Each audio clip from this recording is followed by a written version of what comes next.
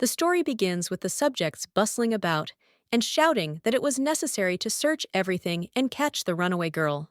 The out-of-breath, blonde-haired fugitive peered through the crack at them and prayed that she would not be found. Only while she was completely focused on the people in the other room, she didn't notice how someone quietly approached her from behind. When the blue-eyed girl finally felt the presence of a stranger behind her, it was already too late to run.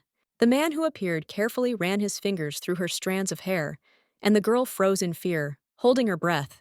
The stranger playfully asked who she was. A night guest or an illegal passenger? After the question was asked, the girl finally turned around and saw a tall blonde man with golden eyes. She recognized him as Prince Khalid and realized that she needed to remain on guard. The prince noted with a smile that they had not seen each other for a long time, turning to a girl named Veronica. Veronica then tried to assure Khalid that he was mistaken, but he ordered her not to make excuses. The man asked what she was doing on his ship. Veronica was surprised, because she was sure that she was boarding another ship. Pressing the girl against the wall, the prince asked if she wanted to tell him anything. Without answering the question, the blonde tried to escape, but the ship suddenly moved. Veronica lost her balance, after which Khalid grabbed the girl by the wrists, and she could not resist him. The blonde leaned forward, wanting to kiss Veronica, and she moved towards him. Prince Khalid carried the girl to his chambers and kissed her again, unable to resist his feelings. Before she got on the ship, Veronica Hillsdale looked a little different and had a different hair color. At the trial, the girl was found to be a traitor and sentenced to death. The gray-haired judge, after passing the sentence, asked Veronica if she wanted to say anything before she died. The girl asked the jury impenetrably if they wanted to hear her last words. The meeting was held outdoors, and at that moment it started to rain heavily. Veronica closed her eyes and humbly enjoyed the raindrops running down her face. She said that she naturally had something to say. The girl did not understand, since when love became a sin. Her rhetorical question caused a very negative reaction from the prince, who silently glared at the accused. Veronica Hillsdale declared in front of everyone present that she had simply fallen in love with the prince with all her heart, and he had betrayed her. People whispered. They thought she was crazy. Even the count did not come to his own daughter's trial because he was ashamed of her. The Chief Justice sighed wearily and ordered Hillsdale to be removed from the courtroom. Veronica addressed her lover one last time, wishing him happiness. The prince was taken aback by this sudden wish and did not know what to answer. Tears appeared in the girl's eyes as the court knights took her by the arms and led her away. But pulling herself together, Veronica declared to herself, finishing the phrase she said to the prince, that she would be even happier than him.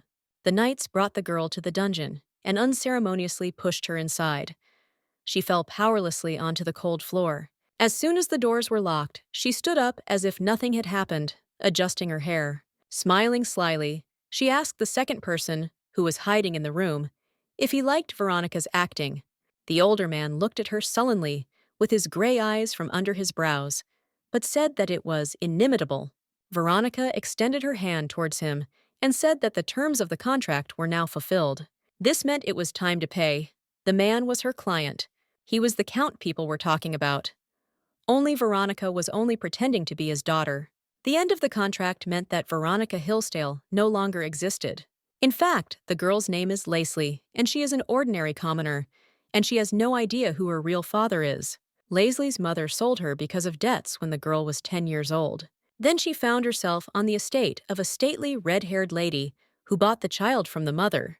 When the woman asked what Lesley could do, the girl did not answer. Then her mistress took the girl's face in her hand, saying that she was quite beautiful and that this would help her in the future. She replied that she was smart and learned quickly. The lady was very confused by the girl's self-confidence. Lesley asked to consider a different use for it than the one the woman had originally thought of. The girl was persistent and said not to treat her as a living commodity. The redhead chuckled and asked if Lesley knew what they were doing to say such a thing. The woman said mysteriously that every crime requires a witness. That's why sometimes special actors are hired. The lady said that in the future, Lesley could very well become one of them, so she would teach her. Each role had to be played perfectly, whether it was the role of an heiress who was believed to be dead, or a maid. Through hard work, Lesley's acting skills reached perfection, and she began working for the red-haired lady.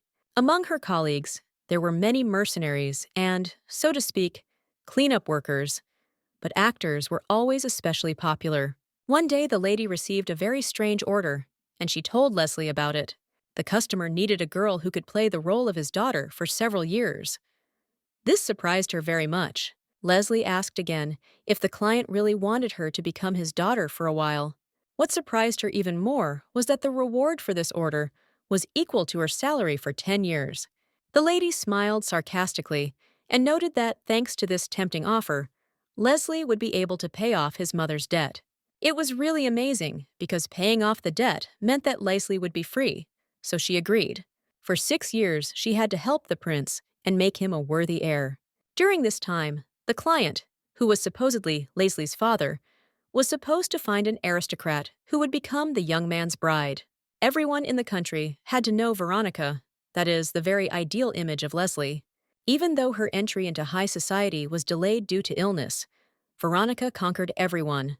At her first appearance, the prince was indescribably charmed by the girl and hastened to get acquainted, inviting her to dance.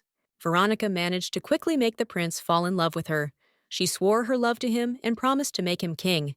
By the time the prince fell under Veronica's spell, the customer had just found a suitable contender for the prince's heart.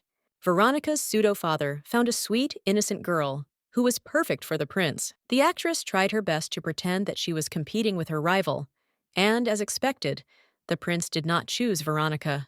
According to the script, Veronica, blinded by jealousy, was supposed to poison her competitor. Of course, according to plan, the poisoning failed, and everyone's favorite became a treacherous villain in the eyes of the people. Then Veronica was sentenced to death, and the 6-year contract was over. The plan had worked. Lesley thought that the story was over, so she returned to the lady's estate with good news. The woman was glad to see her ward, but said that she had created a whole sea of trouble for her. The girl, blinded by success, assured her mentor that everything went as planned. However, the lady hastened to disappoint her and handed a small piece of paper to the younger one, who did not understand anything. Lesley unfolded the sheet, and it turned out to be a wanted poster. Now she was in great danger.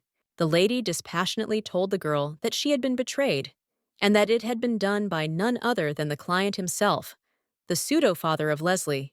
The girl literally boiled with rage, not believing her eyes. She had no idea that everything would turn out like this. Lesley decided to go through all the possible reasons why this could have happened to her. Perhaps she made a mistake somewhere or got carried away, thereby interfering with the count's plans. According to the count's plan, the prince was supposed to climb to the very top. She helped him do this, and everything was fine. The customer, as he wanted, found the ideal bride for the heir. And then, acting according to the script, the villain Veronica appeared in an attempt to get the prince at any cost. This would create the perfect love story where everyone would win. At least that's how it was intended. The count's plan would have worked perfectly, and Lesley would have paid off her debts. And after a successful performance, the girl would go to a place where no one knows her. Then she would have lived a wonderful life, and this would truly be a happy ending for her. Lesley crumpled up the wanted poster and threw it away, angry that she had spent so much time and nothing had happened. The lady suggested that her charge had gotten too comfortable in her role, and this could have frightened the count. At the same time, she said that she could now turn in Lesley, for which she would receive a huge reward. Lesley asked if she would get back the money she had earned over the years. She hoped that the lady would not throw her out on the street. The woman looked at the younger girl with a cold-blooded gaze and explained that she was primarily concerned about her own safety. The lady admitted that Lesley was her favorite, so she allows the girl to escape. The best option is to run to the port and save yourself, hiding your identity from everyone. The mentor helped the actress disguise herself by changing her hair color with magic. Lesley ran towards the port. Suddenly, 2 young guys armed with knives ran out of the gateway and started chasing the fleeing girl. Despite the fact that Lesley tried not to attract attention to herself and changed her hair color, the boys still recognized her. The pursuers shouted after Lesley that she was going to die anyway, so they wanted to at least make money off of her. The girl ran to the port, and her head was occupied only with thoughts about the count's betrayal. Lesley had nowhere to run, and, standing on the edge of the pier, She was one step away from giving up. The guys lagged far behind her, and the actress had only a moment to figure out how to proceed. The girl's willpower and desire for freedom were much stronger than the fear of death, so she could not give up. One of the pursuers, out of breath, shouted at Lesley, asking her to come back and not do anything stupid. It was at this very moment, very inopportunely for the young men, that it began to rain. But this could have played into the fugitives' hands. The guys almost caught up with the runaway girl, but the rain was really hindering them in this matter, which made them very angry. The elusive shadow of Lesley, which had flickered before them, had disappeared. There was not a soul on the pier. The young men decided that the actress had gone crazy and jumped into the water, but she was hiding below, clinging to the side of a random ship. She had to stand like that until the guys left, having finally lost hope of catching her. The rain stopped. While escaping, Lesley dropped all her things into the water. Now she definitely lost everything she had. From that moment on, the entire country considered her a criminal who had betrayed her homeland. She was driven into a corner. Lesley didn't have much of a choice of escape routes, so he had to climb up the side of the ship. The girl sincerely hoped that she had ended up on the very ship that her mistress had told her about. She climbed onto the deck, praying that no one would notice her. But she was unlucky again. One guy noticed her. Returning to the beginning, this was the cause of the commotion on the ship. All the people rushed to look for the uninvited guest. The girl hid in a panic in the nearest dark room, peeping through a crack at everything that was happening. She was on a ship, which meant she had nowhere to escape to, so she was very afraid of her own fate. And while her subjects were desperately trying to find her, Lesley was discovered by Prince Khalid, to whom the ship belonged. Lesley remembered meeting the prince 2 years ago. The count warned her about the arrival of a delegation from the kingdom of Iran. The maid was just tightening Lesley's corset. She was preparing for the visit her client had sent her to. Having finished getting ready, Lesley dismissed the maids and went to talk to the count before this event. The customer gave her various instructions, but the main one was to pay more attention to Prince Khalid. Lesley proudly replied that she had had enough of errands. The count demanded too much, but the actress never let him down. The man wanted to explain why he was asking her to be nice to the prince, but she already understood everything. Lesley knew he needed to improve trade relations with the West, so it would be foolish to miss such an opportunity. The count noted her insight, but he warned her to be careful, because one should not underestimate the enemy. At the reception, people did nothing but gossip about Khalid. They said that his entire ship was filled with gold. The aristocrat told her friend about the prince, praising him and his possessions in every possible way. She said that the prince's delegation consisted of more than 100 people, and they brought an immeasurable amount of treasures. The woman was amazed by the heir's wealth, but her friend was more interested in learning about the prince himself. She hesitated, saying that it was impossible to describe him in words. And at that moment, the man pointed to the prince who had appeared. The mere appearance of Prince Khalid was enough to knock one senseless, and that day he was, as always, simply magnificent. Her light, silky locks were neatly styled, her skin had a tanned hue, and her warm eyes seemed filled with gold. All the girls were simply crazy about the handsome young prince of the Iron Empire. Lesley, who was playing the role of Veronica at the time, stood mysteriously in the corner, looking at him. She was confident and determined to get along with the prince, since that was what her pseudo-father needed. But almost the first thing that Lesley said to the prince when they met was that she looked like a puppy. He said she looked so happy, like she was wagging her metaphorical tail like a puppy. That time, the meeting had not been a success at all, so she was clearly not happy that she had mistakenly ended up on Khalid's ship. The prince felt superior to her at the moment. He immediately recognized his old acquaintance, despite the disguise. He wanted to know why she was there, but the tense atmosphere had heightened their emotions. Khalid carried her to the bedroom. At the most inopportune moment, the door to the prince's chambers opened, and Khalid's advisor walked in, unsuspecting. Noticing that the prince was not alone in the room, the advisor became embarrassed and confused, as did the 2 other subjects standing nearby. Prince Khalid was just about to kiss his old acquaintance, satisfying his long-standing desire to do so. The advisor, whose name was Simon, closed the door and muttered shyly that perhaps they could be happy for the prince. One of the subjects, turning to Simon, announced that the fugitive had nevertheless escaped from them. Mr. Simon said that if anyone noticed the girl, they should immediately throw her off the ship. The advisor decided that he would check on the prince a little later. It was better not to go into the chambers now, but to concentrate on the search. Suddenly, the doors opened again, and Khalid came out to talk to his advisor. Mr. Simon bowed respectfully before the heir, greeting him, and showed that he was listening attentively to His Highness. Khalid ordered him to stop searching, stating that there were no strangers on the ship, which greatly surprised Simon. The blonde gave the order to prepare for departure and left Simon in charge to oversee everything. Returning to the girl, Khalid leaned against the wall, smiling sarcastically. He said that she had hit him unfairly, remaining vigilant despite what had recently happened between them. Lesley looked at him with distrust. Khalid Silid Hardaman, crown prince of the Irene Empire, came to Weldon, where the girl lived, on trade matters. The actress didn't want to admit it, but the fact that she ended up on Prince Khalid's ship was even better for her. Shedding dramatic tears, Lesley sadly said that she had the wrong ship and asked Khalid to let her go. The prince was quite skeptical about her game, and the girl did not expect such a reaction from him at all. The prince mockingly asked why she was so scared then, wanted to run away, and even hit him. He showed her the wanted poster and said that he knew the girl was a criminal. Lesley was confused and disappointed. How did he manage to recognize her through the disguise? Calling her Veronica Hillsteel, Khalid told her not to even think about telling him a sad story to justify herself. The prince reminded Lesley that they knew each other well enough that their first meeting would be difficult to forget. The boy called her a puppy, but not out of bad intentions. The prince simply found her excited state cute, but the girl interpreted it differently, being outraged by Khalid calling her a dog.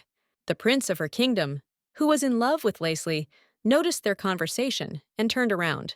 The actress kindly waved to her lover, but Khalid was not happy with the attention directed at them. Until this moment, Lesley had never deviated from the plan, but she simply could not ignore such an insult. Prince Khalid apologized, saying that he was not yet familiar with their language and customs. He wanted to emphasize her virtues. The girl smiled at him coldly and feignedly, saying that his knowledge of their language was impressive.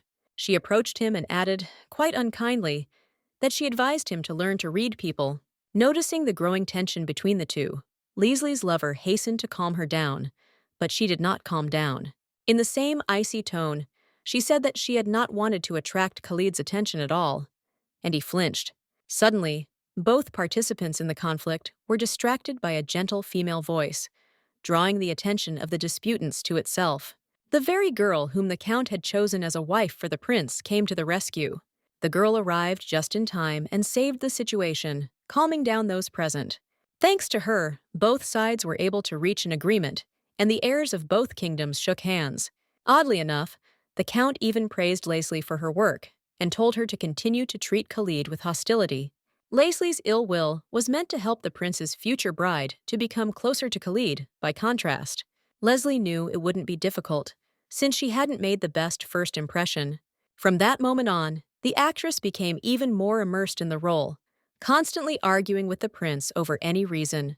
One time, she told him that Prince Khalid looked like a barbarian, and wasn't he ashamed to appear at a banquet half naked?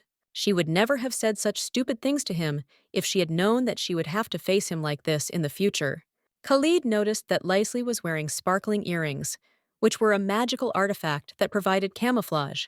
He reached out and took her off them without a second's hesitation, not allowing the girl to stop him. Lesley turned away from him, still wondering in her head how the blonde had figured it out and managed to notice them. The guy carefully but confidently took his old acquaintance by the chin, turning her face back to him. The spell was broken, and she was back to her true form. She had worked so hard to disguise herself. How could he have found her out? Khalid now asked her to answer honestly who the girl considered herself to be. Was she his night guest or a criminal? Lesley only answered the question evasively with a question, asking what the prince himself thought about it.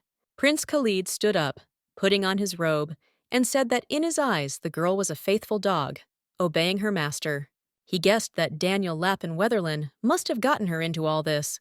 The actress was stunned by Khalid's answer, because she did not expect to hear from him about the Prince of Weldon, her kingdom. The heir's guess surprised her very much. The girl had no idea that he was thinking in that direction. It turned out that Khalid believed that Lesley had become a criminal and had climbed onto his ship because of the first prince. The guy added that she could easily go to the depths of hell if Prince Daniel so desired.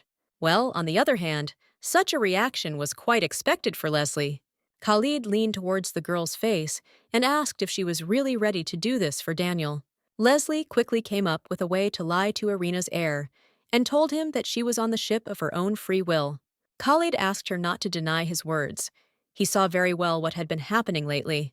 The girl asked him what role he liked: a guest, a stowaway, a loyal puppy, or a notorious villain. Lesley said he could choose any of the roles and she would play it. The blonde chuckled and asked if it was all just a game. He took a sip of wine from a golden goblet and handed it to the actress. Khalid asked if her love for Daniel was fake. The girl accepted the glass and confirmed that a love story with a prince was one of her client's wishes. Khalid was surprised that she would go so far just to please a client. Lesley said it was worth it as long as she got paid accordingly. The prince took a sip from the second golden goblet, which he took for himself.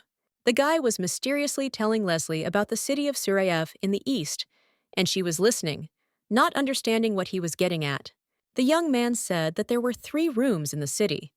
The first was filled with gold, the second with silver, and the third with precious stones. When he said that the girl could choose anyone, she realized that he wanted to order it. Khalid said that since she had tried the role of a villain, she could now try playing a loving wife. He gently took her chin, saying that she would play the role of his bride, with whom he fell in love at first sight.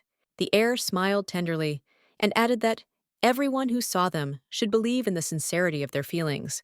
But before making a deal, Khalid would still like to find out from Lesley who she really is. He came close to her face and asked why it was so difficult for her to answer, why she continued to evade the answer. The prince took the glass from her hands and said that he liked what she had done earlier. He came very close to her, putting the golden goblet aside. Pulling the girl towards him, the golden-haired man reminded her that just recently, while also in his arms, she kissed him. He whispered to her lips that she had assured him that she could play any role. The girl lowered her eyes in embarrassment, not looking at the prince, who sincerely expected her to respond. Lesley said she would accept his commission. She would, of course, play his bride. Khalid gently took her hand in his and touched her hand with his lips, leaving a soft kiss. He said that they were sailing away. The subjects were already bustling about on deck at this time, preparing the ship for departure. They were returning to the Empire. The red-haired boy spoke to the prince's advisor and told him that the decision to leave was made unexpectedly. Simon replied that there was simply no reason to wait any longer. The prince had found the bride he had been looking for a long time. The young man smiled, looking calmly at the night sky. He agreed that they had indeed done everything they wanted. The ship set sail, and the night city slowly began to move away from them, losing its clear outlines. Simon was worried that they never found the boy's younger sister, but he said everything was fine. The red-haired man changed the subject and said that what was more important was that they would now have a crown princess. Suddenly, Simon said that he had one more piece of news, which the young man had not expected at all. Simon said that Lana had caught a spy, which surprised the guy. Had he been following them since they left Iran? The advisor said that this was true, but what's more, she was trying to seduce the prince. Now this girl was imprisoned in a dungeon cell on the ship. Simon noticed that Khalid was not interested in women anyway, and the spy had chosen the most terrible way to seduce him. Night quickly gave way to morning, bringing with it bright rays of sunshine. Things were going smoothly, and this made Lesley wary. She couldn't understand why all her subjects treated her so well, even though she hadn't even signed the contract yet. As she sat down to breakfast, she found herself worrying that she might find poison in her food. But she quickly realized that everything was okay once she tried the dishes served to her and realized that the food was very tasty. This relaxed her a little, but she knew that she still couldn't let her guard down. She thought it was strange that the ship decided to set sail just as she was about to board. Besides, there had to be a reason why 2 guys started following her as soon as she stepped outside. Why did Khalid take such a risk and set out on a journey without warning anyone from the Empire? All these factors, together with the prince's overly considerate attitude, must have had their effect. Khalid entered the room and casually asked if Lesley was enjoying the food served. The girl put another piece in her mouth and answered with an important look that the breakfast was quite good. The actress invited the prince to join the meal, as they had something to discuss together. The girl said she knew Khalid was hiding something, and she wanted to know what before signing the contract. The blonde replied that he had nothing to hide, so she shouldn't worry about it. He twirled a golden goblet in his hand and said that he had no hidden intentions, but for now he had only told her part of it. This statement noticeably tensed the girl, and she waited warily for him to explain. Khalid said that from the very beginning, his target was Lesley. The guy didn't intend to swim away so quickly, but what he was aiming for came to him on its own. He licked his lips contentedly and said that when he met Lesley on the ship, he no longer had any doubts. The girl did not share the prince's relaxed state and reached for the knife. The situation became clear to her. She voiced her arguments and asked if it was true that he had been dealing with actors from the very beginning. The guy was confused by Lesley's hostility, and he did not understand what she was unhappy about. The girl took a big sip of wine. She realized for herself that the prince wanted to get her from the very beginning. That is why he immediately recognized her and treated her without hostility and entrusted her with the task without even checking her abilities. Lesley said that it turns out the prince recognized her from the very beginning and just wanted her to confess everything herself. Khalid didn't really understand what Lesley was talking about, and on the contrary, asked how he could recognize her, assuring her that she was wrong. She slammed her fist on the table and said again that the prince had known for sure from the very beginning about both the poison and the magic item. Among the children of Fiore, that is, the acting organization, she was the only one who received a magical item from Madame. The magic earrings were a secret that only Madame and Lesley herself knew about. Khalid's identification meant that Madame had sold her, since Lesley could no longer be used in Weldon. She realized that Khalid's overprotectiveness could not be trusted, so she hid the knife behind her back and decided to check something. Lesley hung her head in resignation and said that she had previously thought that Madame was protecting her, but it turned out otherwise. Harry Rena tilted his head in confusion, still trying to comprehend Lesley's words, spoken out of context. The girl pulled herself together and asked how much money he spent on her. Khalid calmly replied that he had offered as much money as was needed. Lesley snapped back that it was probably more than necessary. The prince was damn rich, so it wasn't surprising. The girl knew that she had left for the port long before the appointed time, but even so, she could not escape pursuit.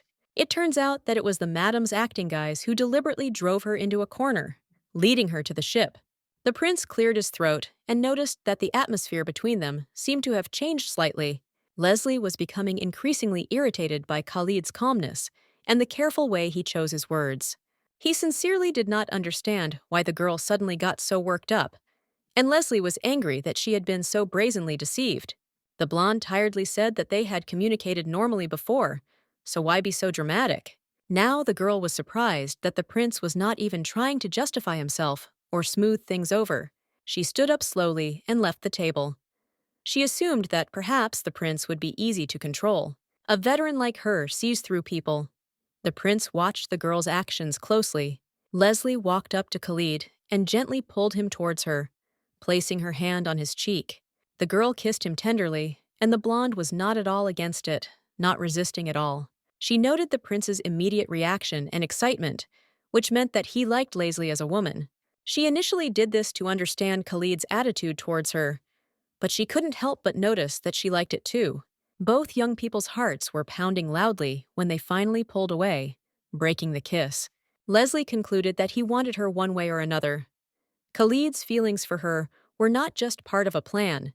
She carefully placed the knife on the table and decided that since the prince liked her, she could use it for her own purposes. Khalida was confused by this sudden kiss and asked what the girl wanted to tell him and why she did it. Lesley replied that it didn't mean anything. She did it to get off the subject. The blonde smiled, amused by this grumpy answer. The girl suggested going back to discussing their contract. She shouldn't have given in to her emotions. Lesley reminded them that they needed to sign an employment contract and discuss some formalities. She said with a sly smile that from now on they were in the same boat. Prince Khalid took a hot bath, while discussing the recent events with his advisor. Simone was outraged that Khalid signed the contract because choosing the crown princess is a big responsibility.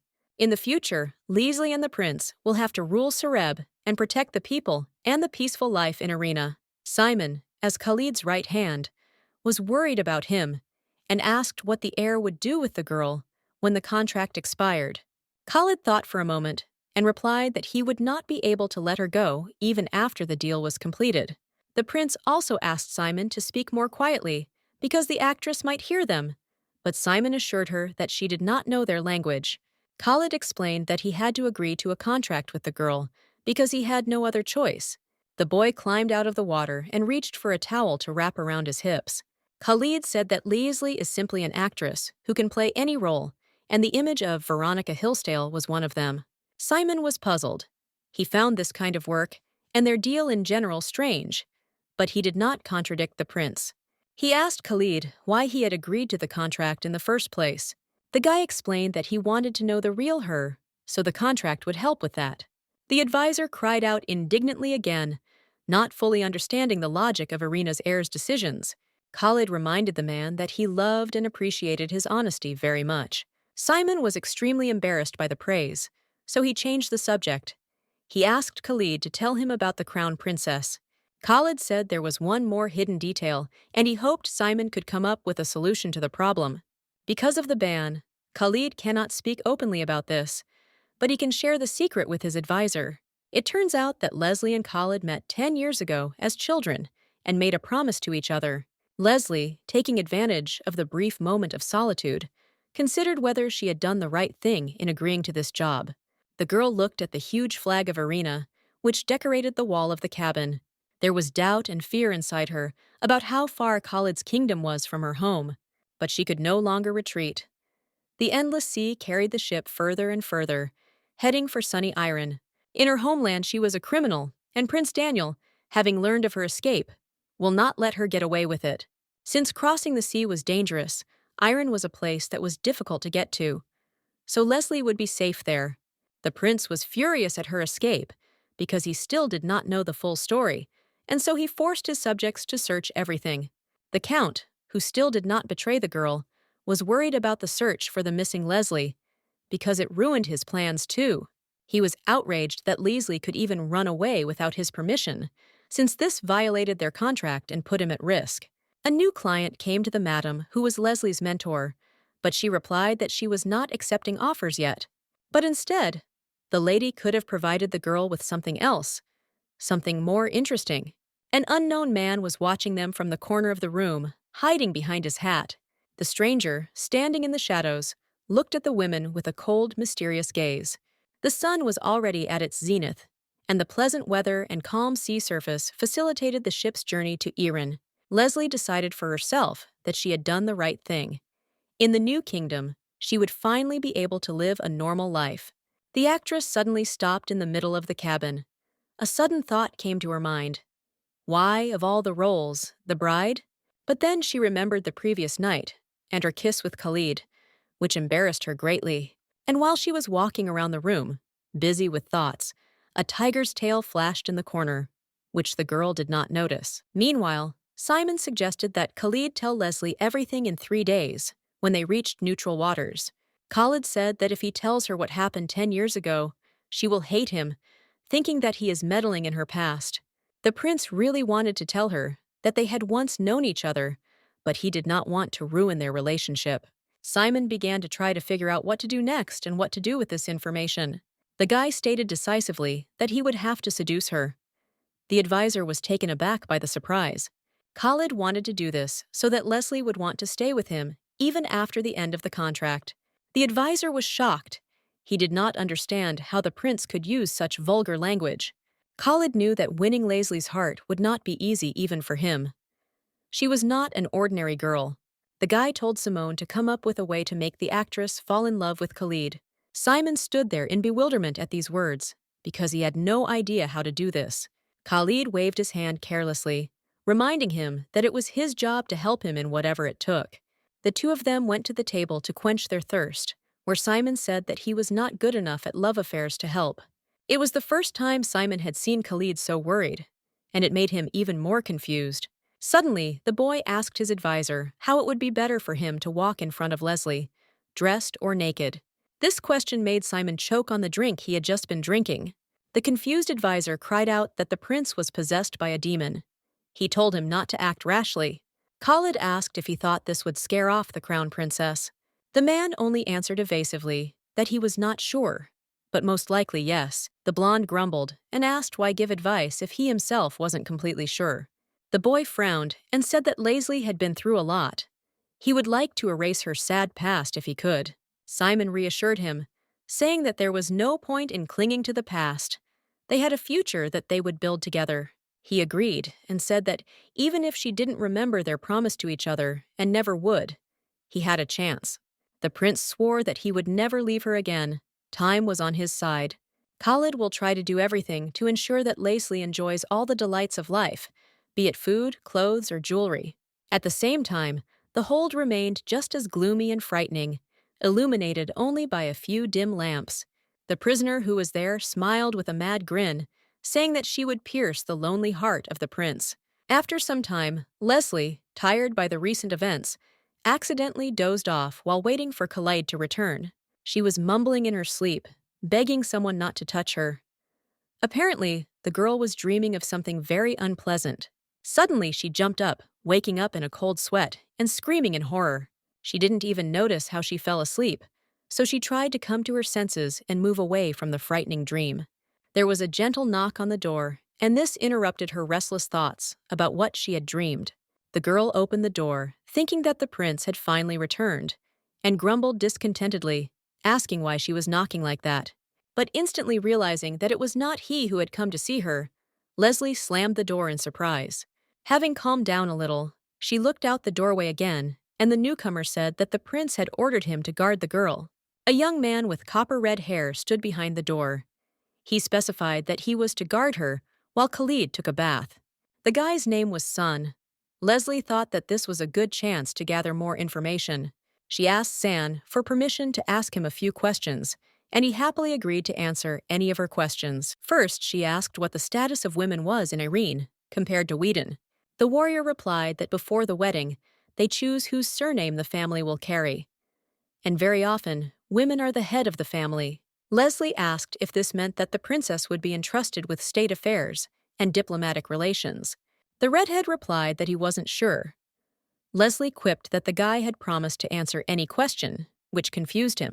After their conversation, after some time, Prince Khaled returned and allowed Sanu to leave. Lesley, who was sitting and doing some paperwork, immediately greeted the guy happily. Khalid did not expect such a reaction from her and asked if she was expecting him. The actress called him over and said indifferently that they needed to finish their contract. The young man had hoped for a different answer, so the girl's impenetrability upset him, although he tried not to show it. She still noticed the change in his face and asked what was the matter, but he ignored her question. The blonde took the piece of paper with the contract that she was handing him and began to read it. Lesley looked at the prince with concern, trying to understand his reaction. She hoped that contracts were being made in Arena too. Khalid began reading some of the clauses in the contract out loud. First, the actor had to perform his role faithfully. Specifically, in their case, this meant the role of a foreign bride with whom the prince fell in love at first sight. Secondly, the prince had to protect her. Thirdly, he had to provide her with all the information and support she needed. Fourth, after the contract is completed, he must reward her with 10 million Weldon gold. Fifth, once the terms of the contract are fulfilled, the client should not look for a contractor. This point worried Khalid. Lesley interrupted him and said that she wanted to discuss how long she would have to fulfill the role of the prince's bride. He, sitting down opposite, said that first he wanted to know why there was no mention of what to do if it failed. The girl confidently answered that this was because this would definitely not happen. She was completely confident in her abilities. Khalid glared at her. He said nothing, but his look made it clear that he was not satisfied with her excuse. The actress sighed and said that she would add that point, all right. In fact, she hoped Khalid wouldn't notice. She added the sixth point. It stated that if she failed, she would do whatever the prince wanted. The prince was pleased with this condition, and many thoughts about such a scenario immediately appeared in his head. The girl hoped that the contract would last no more than 2 years, otherwise problems might arise, as with the role of Veronica. Khalid noted out loud that it seemed like the previous contract had taken a heavy toll on her. Lesley didn't answer, but said that if they dragged it out for more than 2 years, people would become suspicious. Khalid asked her why she thought so. She replied that it was because they would not have a child. This confused the prince. His cheeks flushed, and he was confused.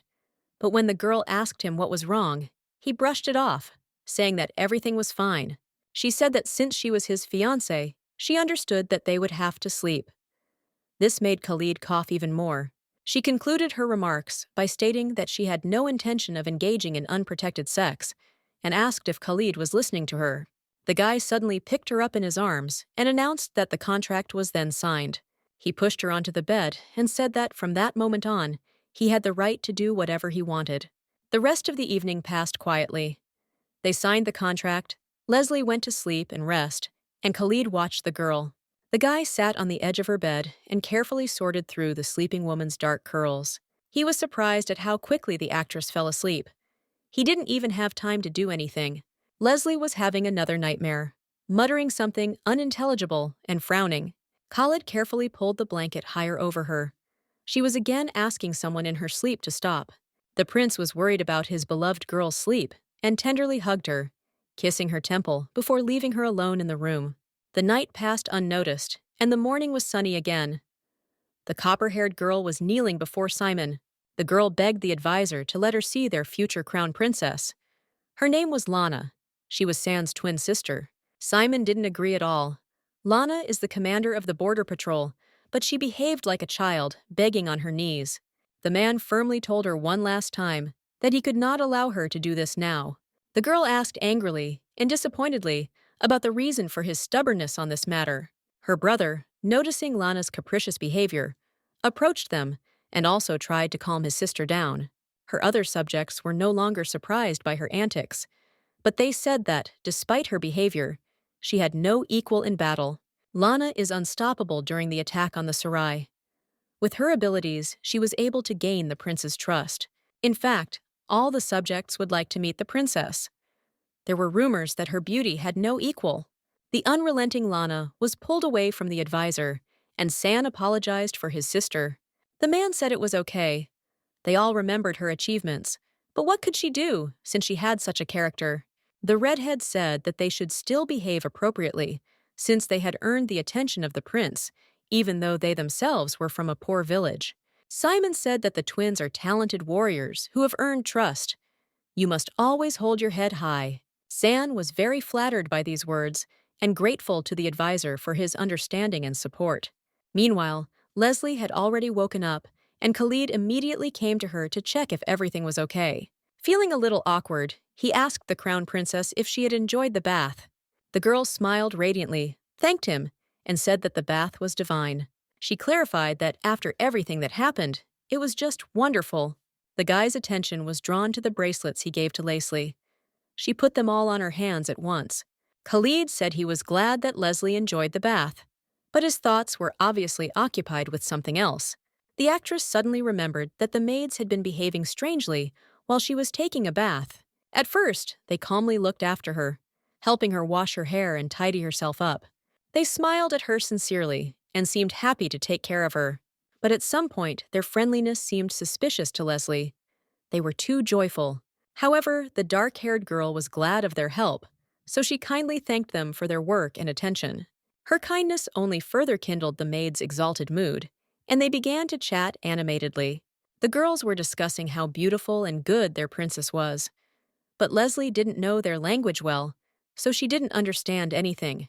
Akrisa told Khalid that they were so caring about her, as if they were not at all surprised by the appearance of the crown princess. The blonde man said that he was the one who ordered them to take care of her, and hoped that everything went well. The young man changed the subject and suddenly pulled the girl towards him, apologizing for not being able to finish what he started at night. He leaned towards her to kiss her and suggested that they continue where they left off. Lesley reminded him that she wasn't ready for something like that until they discussed a few more things. But Khalid, although he was not intrusive, firmly said that it seemed to him that the girl, on the contrary, was already ready. She was surprised by such persistence, and Lesley asked, "What do you mean?" He was almost pressing his lips to hers when the princess stopped him, asking him not to do it. The prince obeyed, but pointed out that they were alone in a small room, and he could not hold back for so long. She listened to him attentively until she noticed something strange and moving at the other end of the room. An orange and black striped tiger tail appeared from behind the sofa, wagging elegantly. The heir turned in the direction his beloved was pointing and asked if this was really the first time she saw Teru. A fairly large tiger entered the room with an important air and lay down on a colorful bed on the floor that belonged to him. Khalid explained that, unlike Weldon, Irina still had magic. Every resident had a small piece of it. Those who possessed particularly strong magic could give it shape. As a rule, people gave magic the form of animals, and this is how guardian spirits were born. Terra. Normally, no one could support Teru outside the Empire, but Khalid is the only one who can do it. Khalid told Lesley not to be afraid. The ethereal beast would not harm her. He approached the actress and suggested that she continue. In fact, the girl wanted to continue. The prince's hugs, gentle touches, and passionate kisses were pleasant to her, but the girl had never gone further than kissing before, so she was afraid. Madame taught that love is stupidity. She and the mysterious gentleman taught their actors that only the mission was important, that one must always control one's emotions. Lesley made excuses, saying she would not tolerate unprotected sex. Khalid replied that he had taken care of that. He pointed to the girl's bracelets and said that even one of them was enough to rule out conception. Since the girl put on all the bracelets he had at once, he decided that Lesley was ready to become one with him. At that moment, the actress realized that the maids were squealing with delight and gossiping because they knew what the bracelets were for. Lesley felt very awkward. She couldn't even imagine that an ordinary, at first glance, decoration could be used for such a thing. The young man picked up his beloved in his arms and carried her to bed. Now that they had discussed the issue that was troubling her, his golden eyes expressed sincere desire, but the girl was still not ready. She pulled away from his embrace and said that they needed to add one more clause to the contract. No physical intimacy. An actress is obliged to do whatever she wants, as long as the role requires it, but she is not obliged to be in the role all the time. She reminded that their relationship was just a formality, so she added another clause to the contract. The guy shuddered.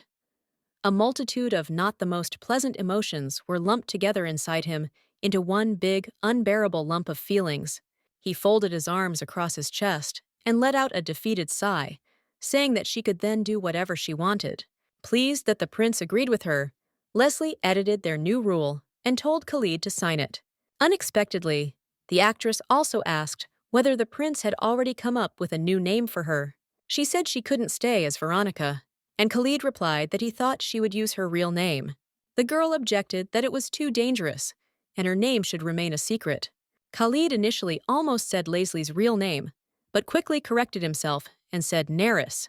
He explained that Neris meant sea fairy, and the girl's heart began to beat faster. She liked this option.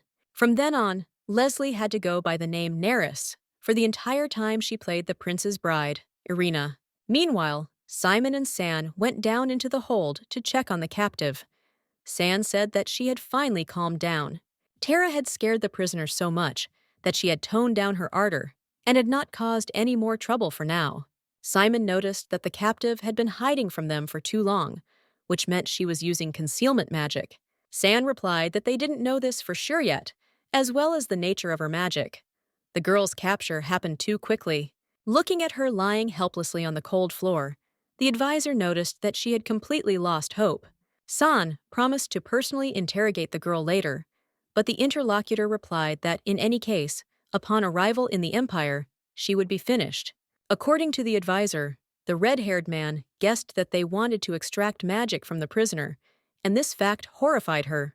The guy looked contemptuously at the enraged girl and said that extracting magic was a punishment even worse than death.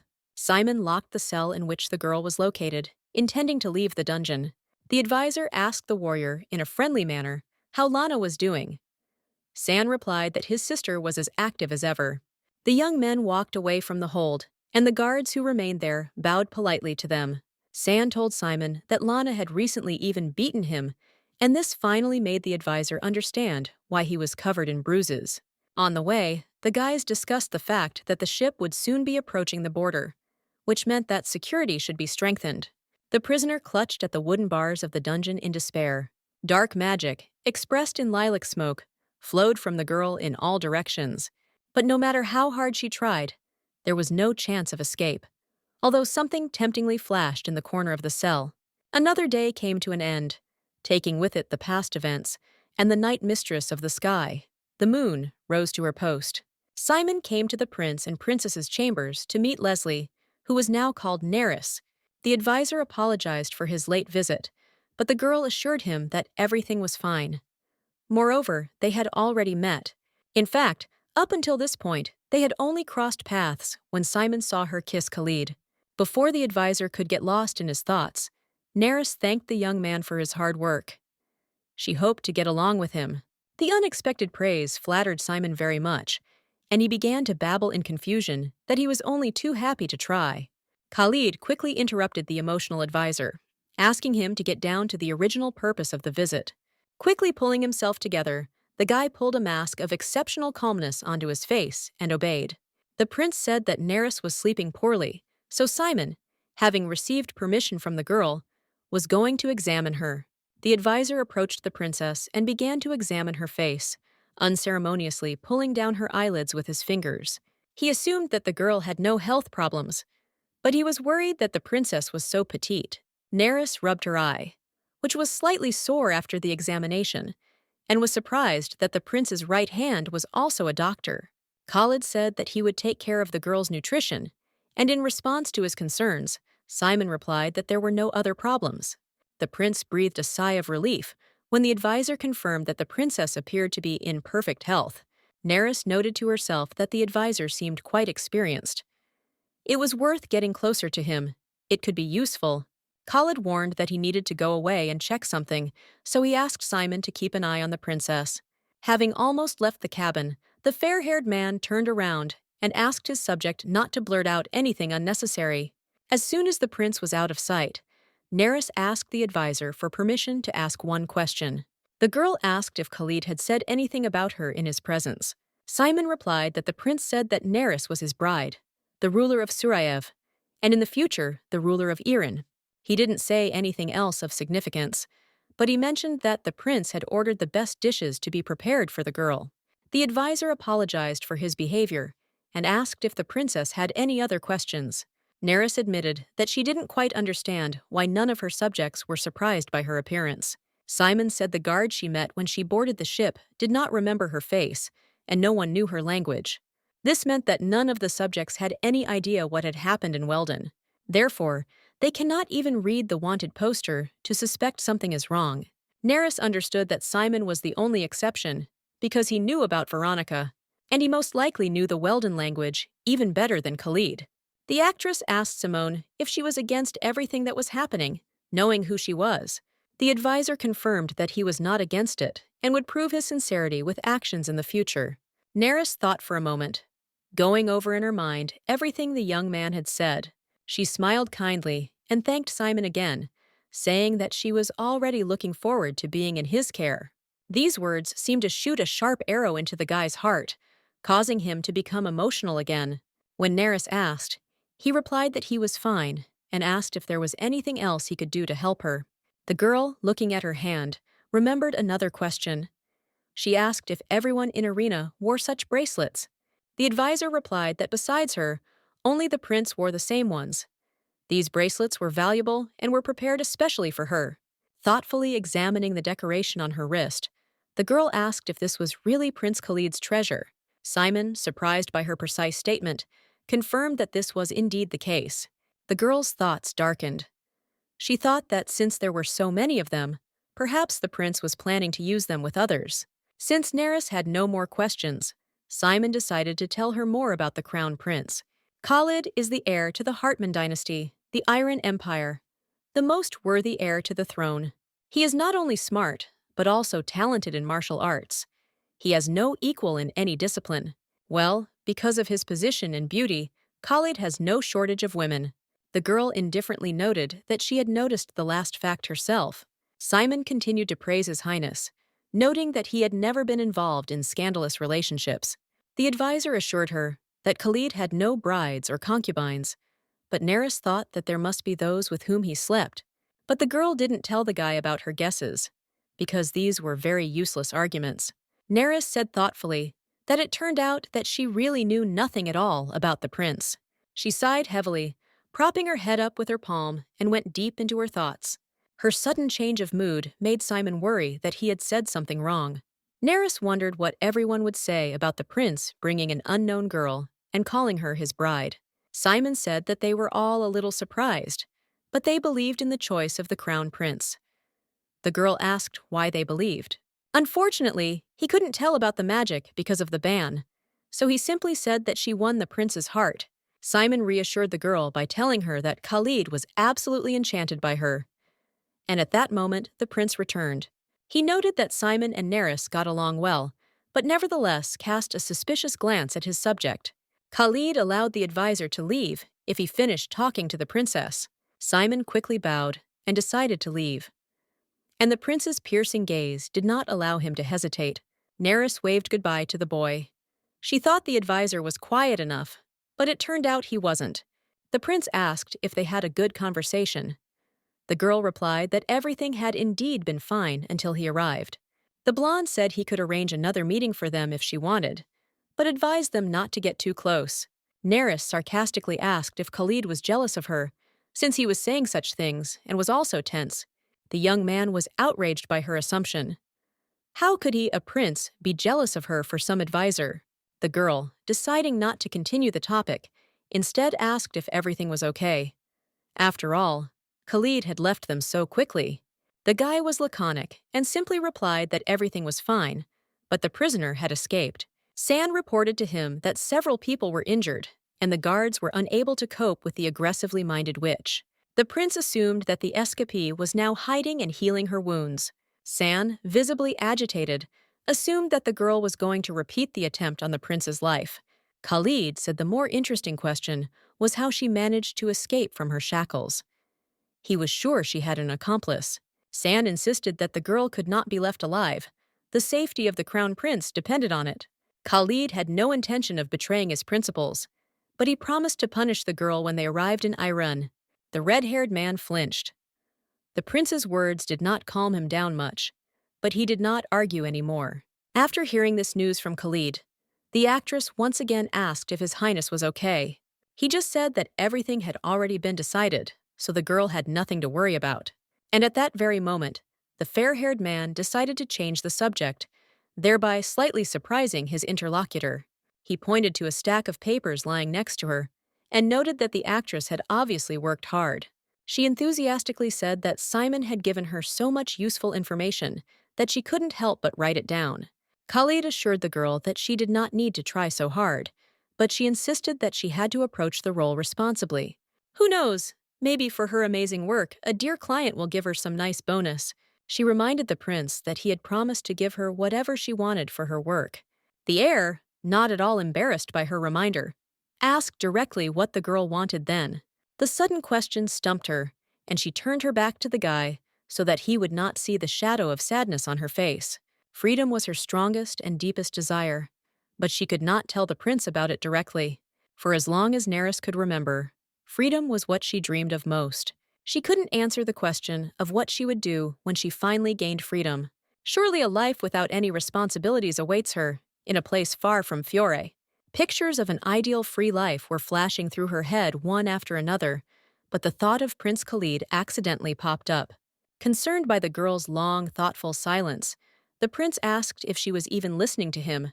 She bit her lip and mentally scolded herself for giving in to her emotions. The blonde repeated his question about what Nerys wanted most of all. The girl forced a smile onto her lips, trying to look as calm and natural as possible. She said that she only wanted money, and the prince didn't like it at all. He felt that the girl was lying. Meanwhile, Simon and Son were talking on the deck under the night sky. They were talking about how special their princess was. The advisor noted that the purity of her mana was astonishing, and even the color of her eyes was unique. The red-haired boy supported him, saying that the expressive eyes of the crown princess could not be described in words. Simon said that even kind words spoken to her unconsciously carry magic. San was already looking forward to the moment when the girl would show her full potential. The advisor said that their prince had been right in his words from the very beginning. Now the warrior understood why Khalid had insisted so much on going to Weldon. The presence of the princess was equivalent to the presence of a high priest, according to the advisor. San was very surprised by this. Simon involuntarily plunged into his thoughts. The princess could not only be strong, but also capable of purification. The advisor soon came to his senses and apologized to his friend for apparently taking up too much of his time. The guy sent San to finish his rounds and said goodbye, wishing him good night. The advisor looked thoughtfully at the sky, wondering if their princess would be okay. She came on board knowing nothing. The prince would have to remain on good terms with her to explain everything. Immediately after these experiences, the prince came out on deck and said guiltily that he had turned the advisor's fears into reality. Earlier, Khalid, in response to Neris's statement about money, said that he thought she wanted something else. She answered evasively that she didn't need anything else. This upset the guy, because it meant that she didn't need him either. Neris told him to keep in mind that she would work according to the payment, so the prince himself did not interest her. He hastened to remind her that he could give the girl everything she wanted. The actress turned away from him, cold-bloodedly asserting that she was only interested in material resources. Simon was shocked by what he heard. This situation did not fit at all with his and the prince's expectations. The advisor asked if Khalid wanted to seduce the princess. Khalid said that it was true, he wanted to, but there was one thing. The prince's right hand pierced him with stern green eyes. He said that, judging by Khalid, he only made things worse. The prince sighed wearily. He knew it would be difficult, but he had no idea it would be this difficult. Neris sat in the ringing silence, alone in the spacious but empty cabin, thinking about something of her own. She always strove for freedom, but she never thought about what she would do when she got it. Perhaps this happened because everyone had been making decisions for her entire life, not allowing her to take responsibility for herself. Suddenly, a snow-white, wonderful-looking bird flew into the open window, gracefully flapping its white wings. Neris watched the dove dispassionately, as if not at all surprised by its appearance. The bird was the personification of that very unattainable freedom, so the girl again delved into her sad thoughts. The dove sat down on her palm carefully, with unobtrusive interest. As she was thinking about the freedom she desired, Khalid briefly visited her thoughts. The one who gave her the chance to get it. Khalid was the one who looked at her so warmly, who called her name so softly. She opened her palms to make it more comfortable for the bird, who gratefully rubbed his feathers against her hands. Unfortunately, love was not part of their contract with the prince, and the dove, without delay, soon flew away from her. Neris, with a lump in her throat, convinced herself that love was definitely not needed by the heir, who had everything without it. There was only one lonely feather left in her hands, and only it reminded her of the recent visit of the unexpected night guest. Tara entered her room just as unexpectedly, growling lowly and stretching. The terrified actress huddled in a corner of the bed, while Tara calmly washed his face with his tongue.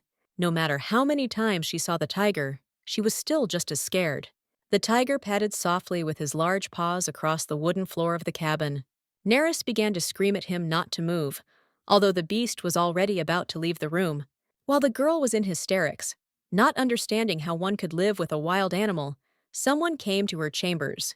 Her eyes were wet and her hands were shaking, but when she saw Khalid coming, she thought that she was finally saved.